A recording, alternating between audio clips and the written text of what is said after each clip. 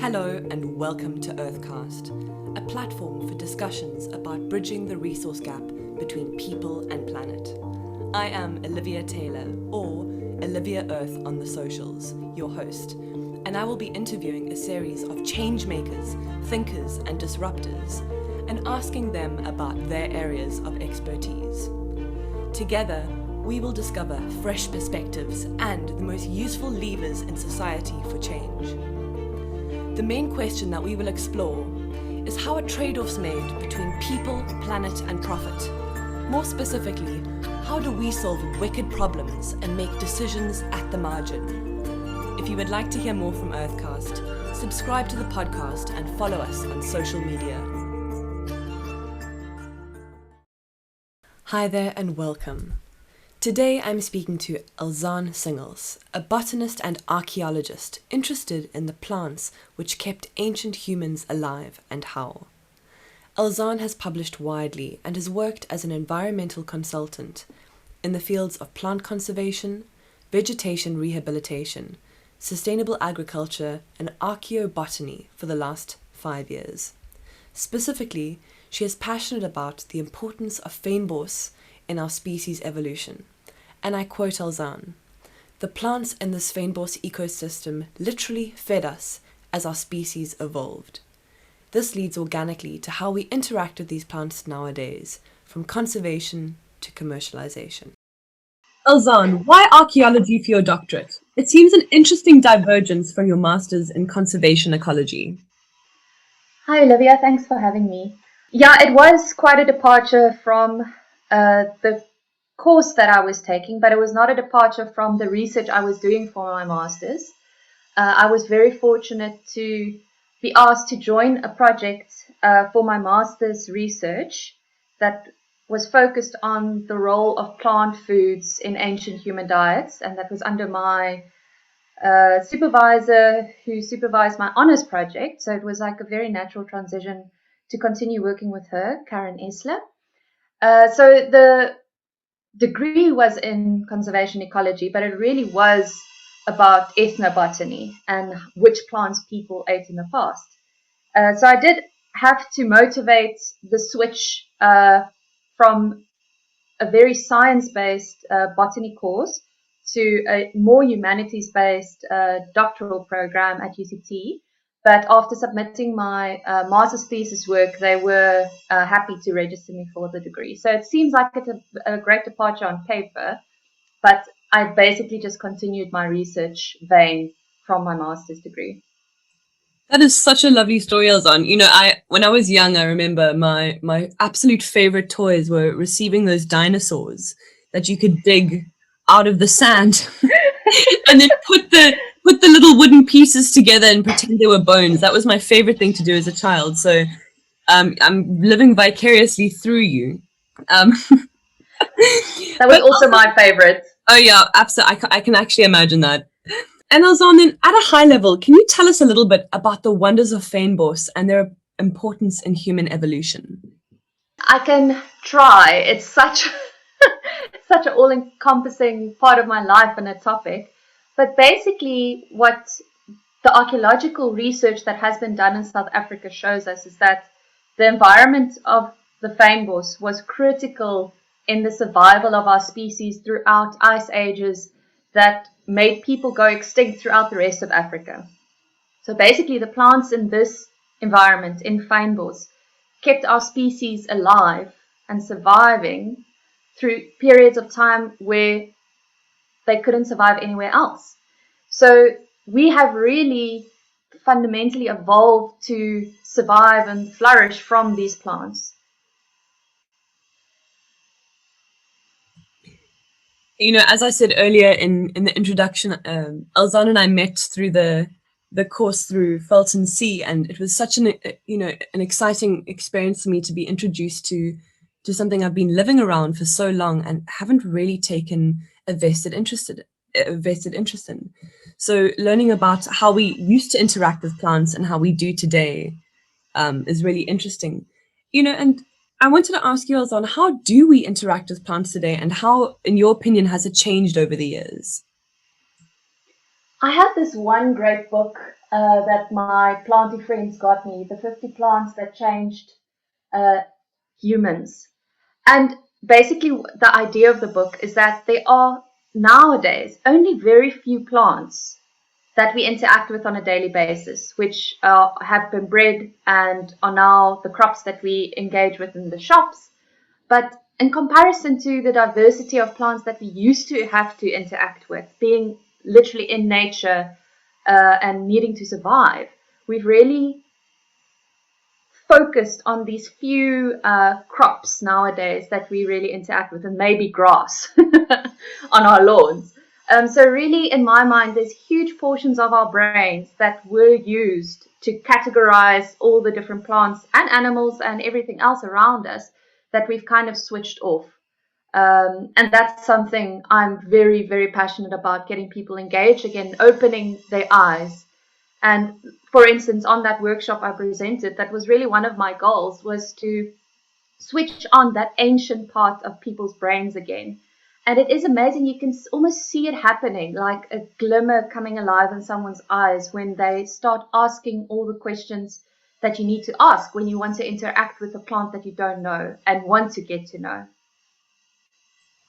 The plant specifically that Elzanne introduced me to was called Watsonia, and it's the most beautiful flower in bloom. And learning about how that was used and the actual calorie contents of it and how useful it was for survival was so fascinating.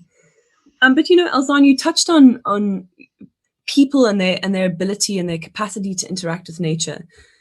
How accessible is nature to most people in emerging markets? And by nature, I mean a diversity of local species by means of parks and reserves.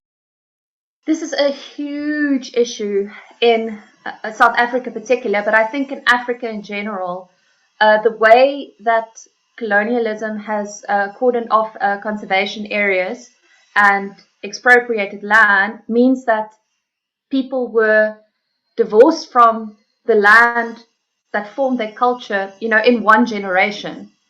And all of that culture associated with the access to biodiversity was basically cut off. So nowadays, it is really difficult to, for example, somebody on the Cape Flats to get to Table Mountain to go for a walk or any other kind of interaction. So nowadays, it's really about a lot of it is access controlled also monetarily. So you need to actually pay something to get in. And the spaces that aren't access controlled, you do see a lot of engagement with the general public, like Rondebosch Common, for example, or Princess Flay. You see a lot of people going to those areas and enjoying being outside simply, not specifically interacting with biodiversity. But that's really the only way to start engaging with plants, is just to be around them casually and then to start noticing them and opening your eyes. My colleague and I, Alex Lansdowne, we were involved with a project at Ardern Gardens, which is also an open access park in Claremont, which is also very well visited by the general public. And that was really one of our big missions with that project, was to plant hyper endangered plants from the Cape Flats in that garden, so people could have uninterrupted access to it and engage with the plants and learn about them. So it really is something that I think many conservationists are actively working towards, to improve the access people have to the biodiversity, specifically of the Fynbos. Thank you so much for explaining that, Elzanne. I was actually going to ask you why nature had become so accessible to people and how we could go forward and reconnect. But you've answered that. But I wanted to know perhaps a bit further. Is there a specific way that we can enable and capacitate those who have the solutions, but perhaps not the finances? I think there are many, many different ways, and it's also one of those issues where one person can't tackle it. Even, the city can't tackle it alone. I feel like we are this community of botanists and conservationists in Cape Town specifically, who are tackling the problem in different spheres. But really, in my mind, it's about offering as many opportunities as possible for people to engage with biodiversity in a not too formal way. I think it can be very daunting, for example, to go to a formal talk something like that. So I think it's important to have a wide range of diversity of events that people want to engage with. Yeah, like I said, that is too much for one person to take on. So I really feel like it has to be a shared goal for people to tackle in a diversity of ways. Thank you, Elzanne. And you also mentioned Princess Flay earlier. And, I spoke to Denisha Anand in a podcast earlier about the work that she was doing there. And we spoke a little bit about the trade-offs. And so I want to know, in your line of work, can you tell me about some of the trade-offs that are made in botany between conservation versus the commercialization of plants? So this is one of the reasons I'm so glad I studied the undergrad degree that I did.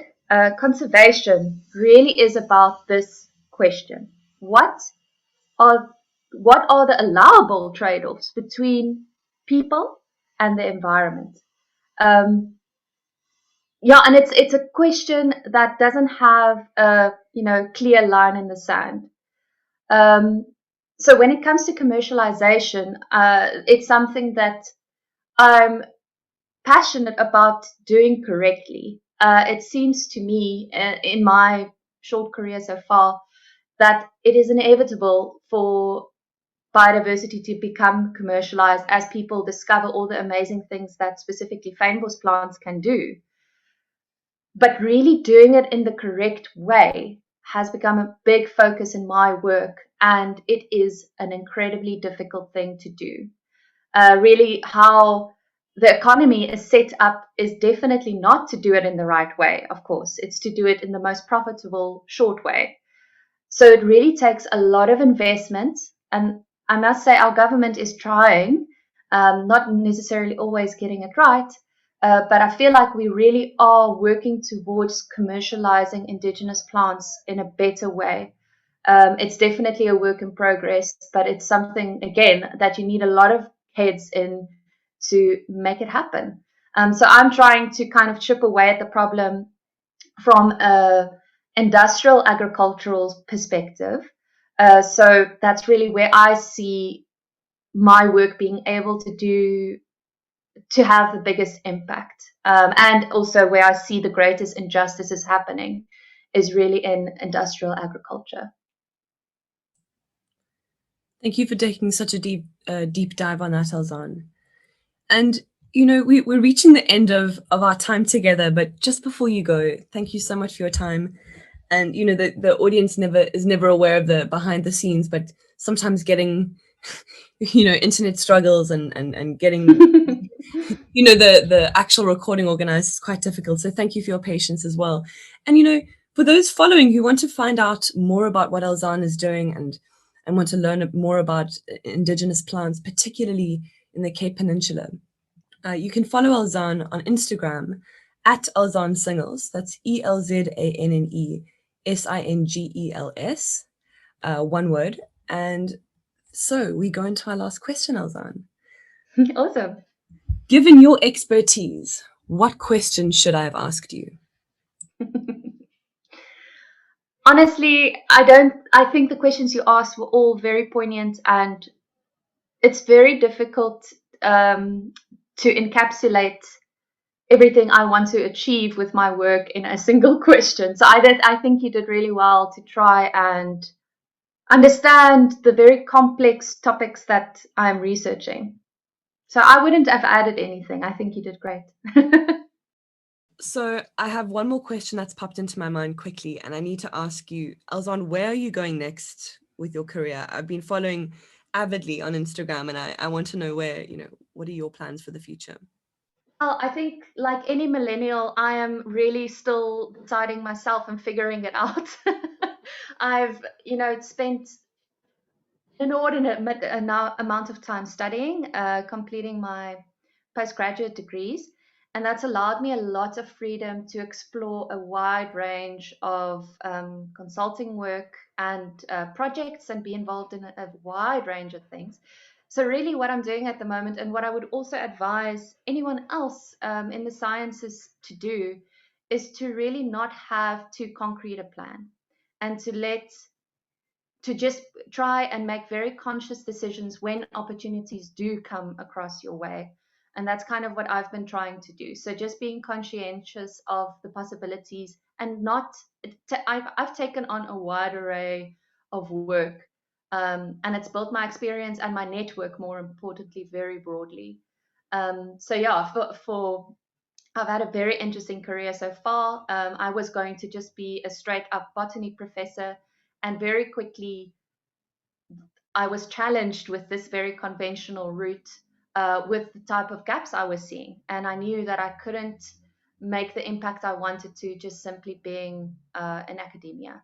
So, yeah, for anybody else out there who's interested in the sciences, there are so many different routes. And we are living in a world, we can't just have the stock standard job anymore. You need to be flexible and carve out your own space. And that's been challenging, but also massively rewarding for me. So basically, I have no idea where I'm going, but I'm enjoying working so much and doing fun things, but also stressful things. And it just feels right for now.